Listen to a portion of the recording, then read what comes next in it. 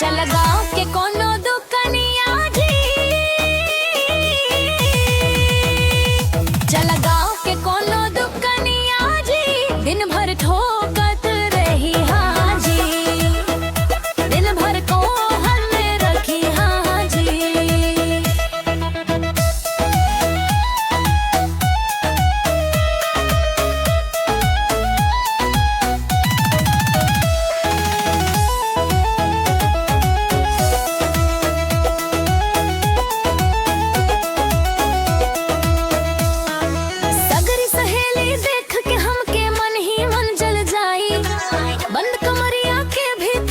तू पास में आई,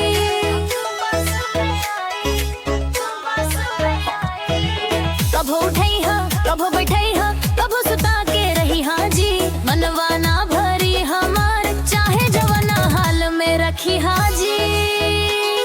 अब देर न कर कोनो हाल में जी,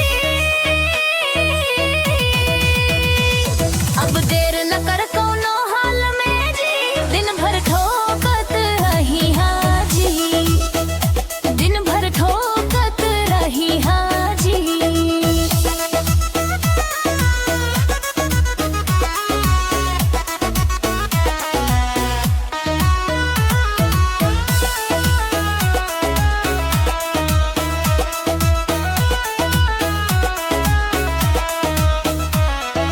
लाज शर्म सब छोड़ के सैया तोहरे नाम जवानी कैली, राती भर जाग के तोहरे प्यार में हम कटली।